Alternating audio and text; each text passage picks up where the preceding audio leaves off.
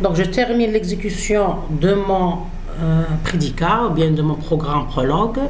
Donc puisque la compilation elle est bonne, il n'y a pas d'erreur, zéro erreur. Donc on va, pour l'exécution, on va faire appel au nom du prédicat qui est le nom de notre prédicat dans le fichier .pl. Donc c'est exemple,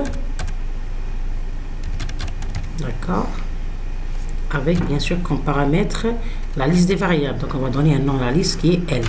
Et on va bien sûr terminer l'appel du prédicat avec un point pour que le compilateur le reconnaisse. On va cliquer sur l'entrée. Donc vous voyez qu'il nous donne une solution, la première solution. Ça c'est une seule solution. Et on a dit comme remarque dans la résolution d'un CSP, on a 3 sorties en général. Un CSP peut avoir une seule solution, une solution unique. Donc c'est la solution optimale. Il peut avoir plusieurs solutions et il peut avoir comme sortie pas de solution. Donc c'est un CSP, on a dit qu'il est ou bien sous contraint ou bien sur contraint. C'est-à-dire ou bien il y a des contraintes qui manquent, on doit le remodéliser, ou bien il y a des contraintes en plus qu'on doit, c'est-à-dire on doit, c'est-à-dire bien analyser le modèle pour avoir un modèle résolvable. Vous voyez bien. Donc il a lancé une seule solution. Si je vais cliquer sur entrée, c'est bon. Donc vous voyez comme quoi. Pourquoi il a lancé yes? Parce que c'est un interprète. Il est basé sur une résolution arborescente qui va nous dire que c'est vrai ou faux. Parce qu'on est dans le domaine de la logique des prédicats. Donc, comme quoi, notre résolution, elle est bonne. C'est-à-dire, si c'était le cas où il n'y a pas de solution, il va nous dire no. C'est-à-dire que ce CSP n'est pas résolvable. On aura l'occasion de voir des cas pour voir comment y remédier. Bien. Donc, je vais relancer toujours. Donc, il a cité une seule solution. Ça ne veut pas dire que, jusqu'à présent, on ne peut pas dire que c'est la seule solution. Donc, pour être sûr que c'est une solution, on va revenir à notre CSP. Donc, on a ici le X c'est 0, donc 0. Le Y c'est 3, 0 plus 3 c'est 3. Le Z c'est 3, donc 2 fois 3 c'est 6, donc 3 est inférieur à 6. Donc, vous voyez qu'il satisfait la contrainte. Et que les valeurs 0, 3 et 3, ils sont des valeurs qui appartiennent au domaine. C'est-à-dire, c'est des valeurs qui appartiennent au domaine des variables, c'est sûr et certain. On a dit que la solution, elle est dans l'espace de recherche du CSP. L'espace de recherche, c'est quoi? C'est l'intersection des différents domaines des variables, bien sûr, selon les contraintes. Bien. Donc, c'est une seule solution. On va voir s'il existe beaucoup de solutions. Donc, on va relancer notre exécution, toujours en appelant le prédicat.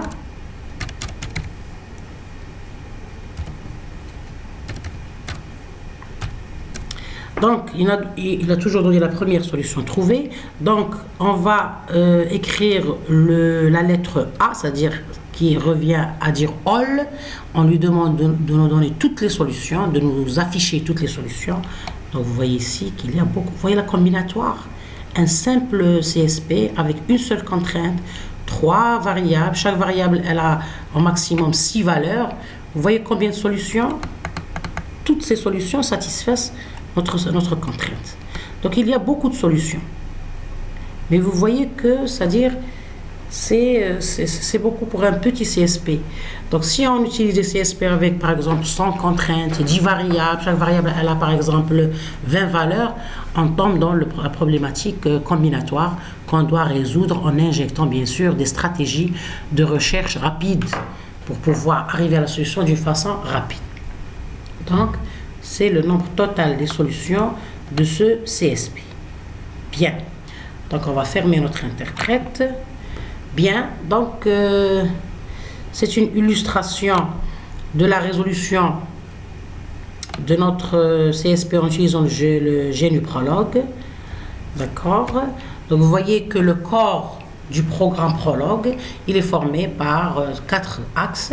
Il y a le nom du prédicat, donc on donne un nom facultatif avec les arguments. On peut avoir des arguments ou non. Il y a le 2 points et ici le tiret moins.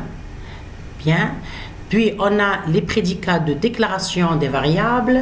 Donc c'est des prédicats pour déclarer les variables. Donc il y a plusieurs, c'est-à-dire plusieurs types de prédicats selon le type de la variable et son domaine. Donc ici, puisque notre CSP est un CSP discret, c'est-à-dire dans les domaines finis, on a utilisé le prédicat FD domaine, FD prédicat, c'est-à-dire acronyme de finite domaine.